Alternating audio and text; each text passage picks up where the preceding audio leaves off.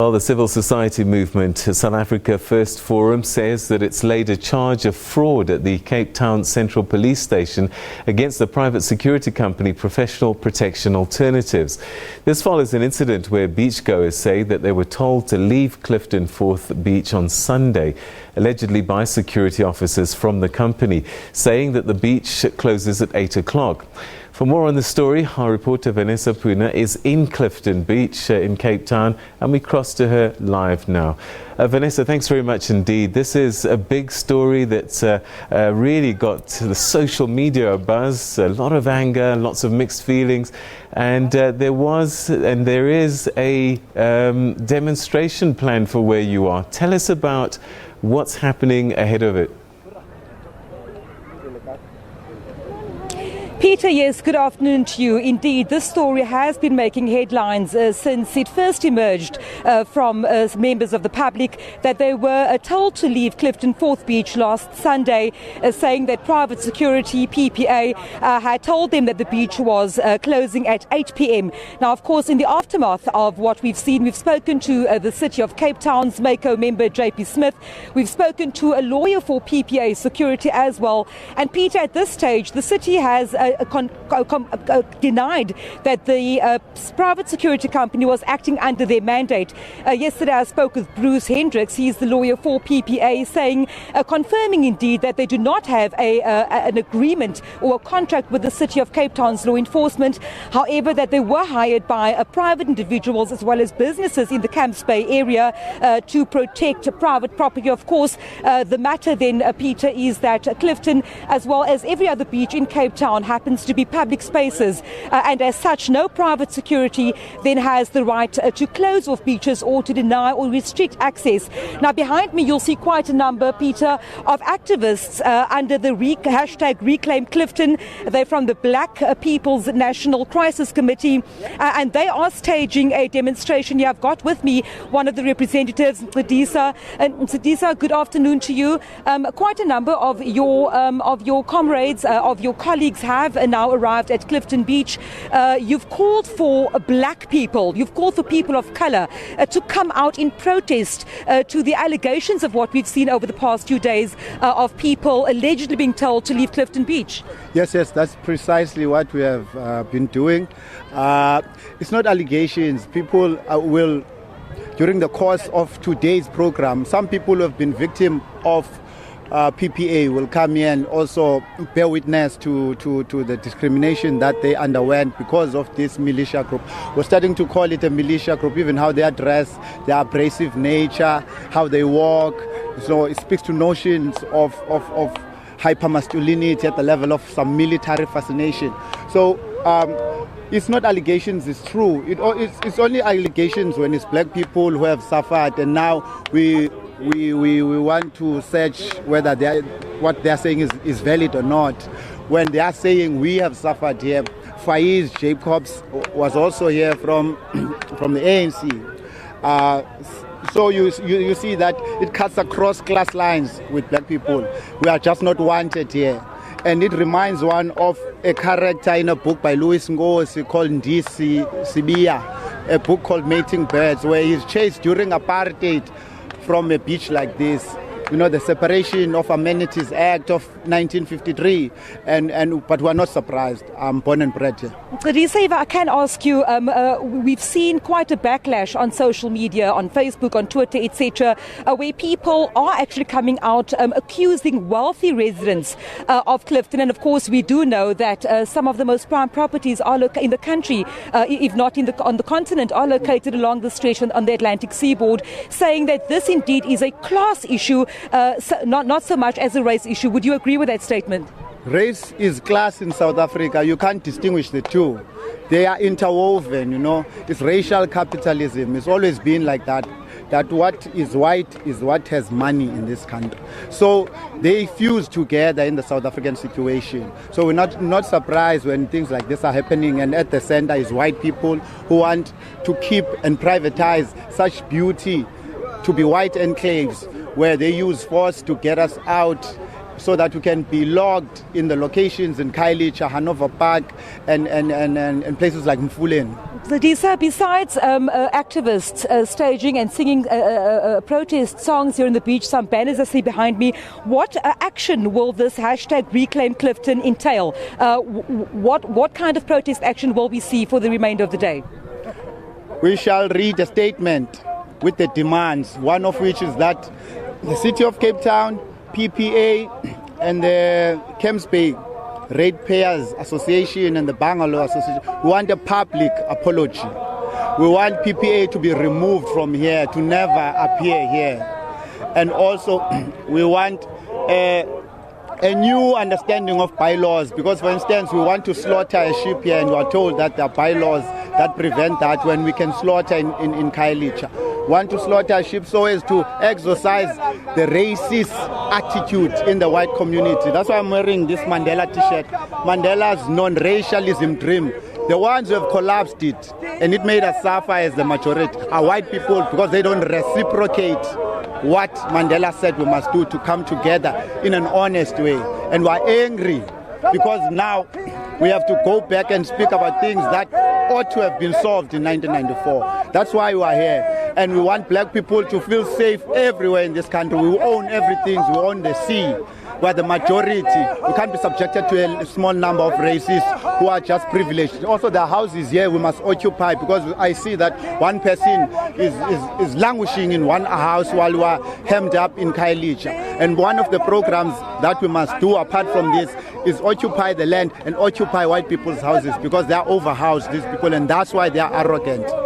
Thank you very much, Ncedisa Mpanyama there, of course, a spokesperson from the protesting group behind me, Peter, staging this protest in the wake of what has transpired at Clifton Beach. Of course, not the security company PPA, nor the City of Cape Town taking any responsibility for closing the beach. The city, however, saying that the security company was not mandated to do so. And I think the question, Peter, is if they were not mandated to do so by any authority, on whose authority have these security officers been acting when people, members of the public, were indeed asked to leave Clifton Beach? But the program for this evening is due to start at 6 o'clock. I can tell you that I have not seen many private security officials on the beach today. In the past few days, there were a few patrolling the beach. I have seen some members, some law enforcement members keeping a watch, but largely the protest behind me has been peaceful so far.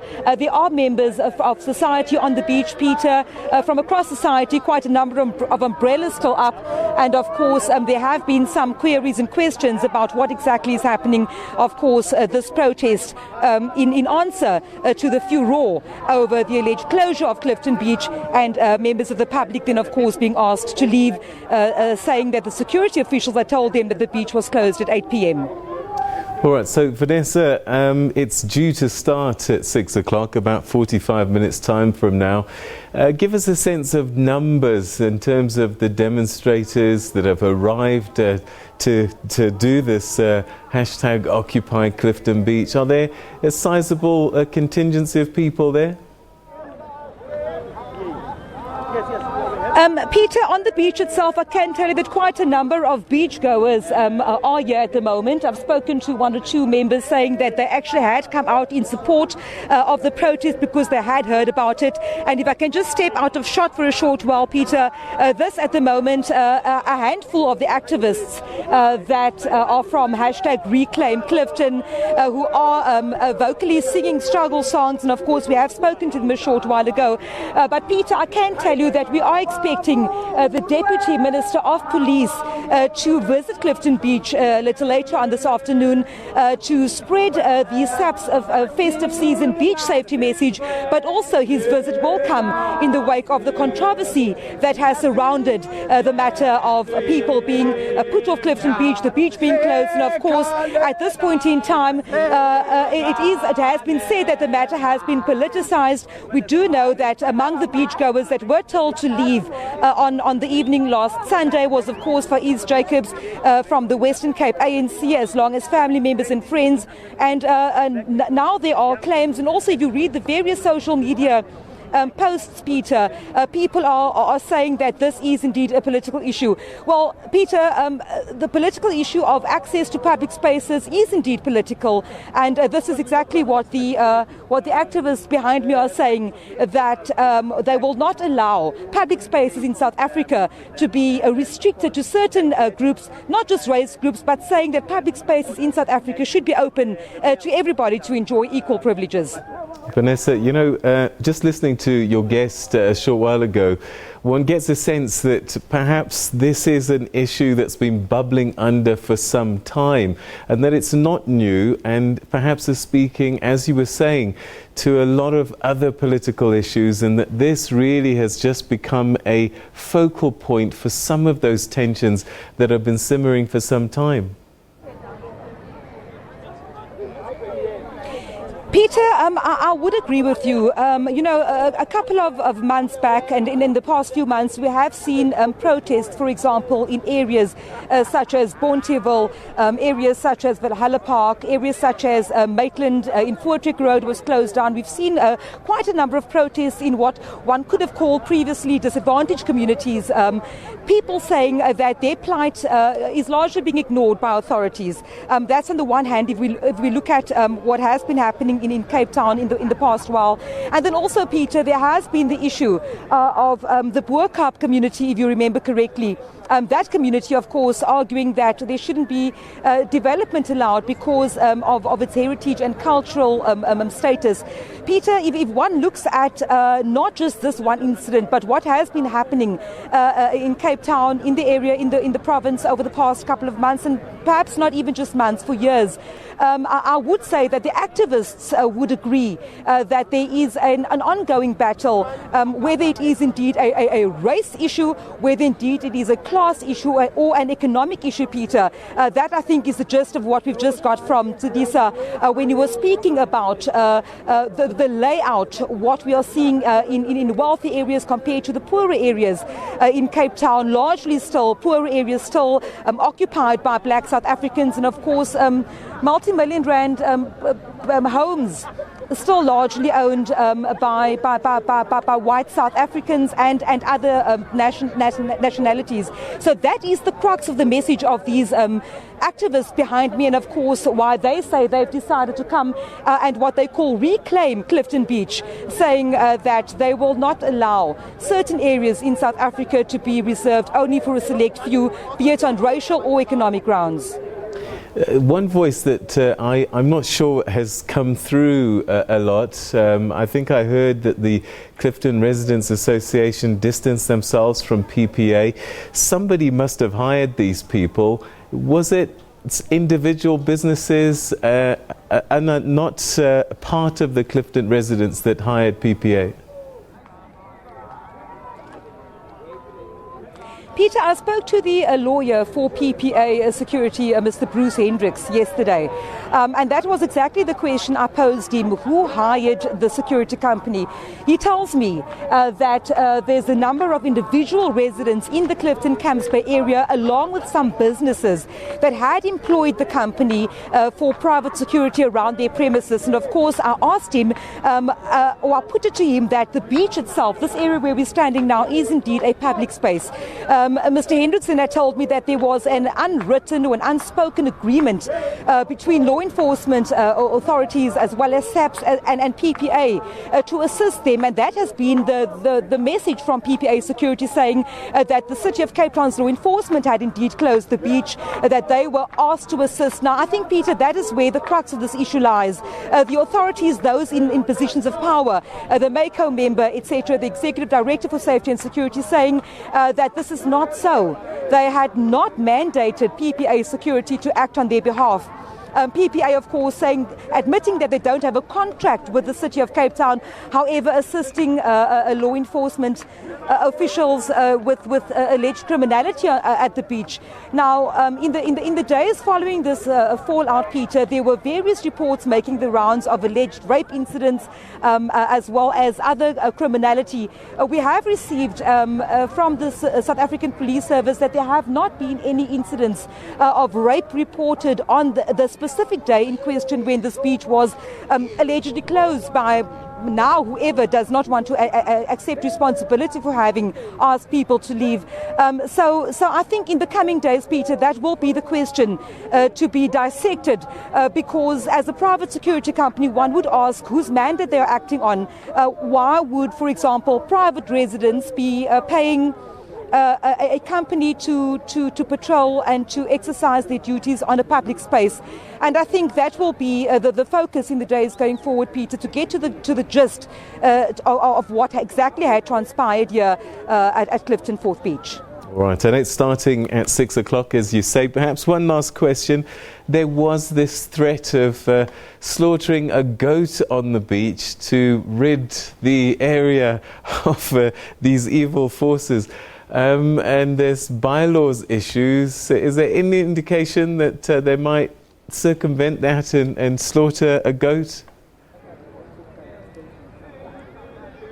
Peter Nkadisa has made reference to it just now. When we spoke to him, I have not seen any live animal at this stage on the beach, I must say, but he has made reference to it. I'm not sure whether the plans to do that ceremony will actually go ahead, of course, as you've just said, given the bylaws that will be in place. But at the moment, I can tell you just the group of people that are gathering on the beach, some activists that are gathering here, of course, to make their voices heard for the message that they are putting forward, that they will not allow discrimination to take place on South Africa's public spaces. All right, Vanessa, we're going to leave it there for the time being, but we'll catch up with you again a little bit later on as this protest gets underway officially with the programme round about 6 o'clock. Thanks very much indeed for that update. All right, that was Vanessa Poonah on Clifton Beach 4, which is the site of what's going to be a protest action programme starting at 6 o'clock, and we'll keep following that story for you. At the same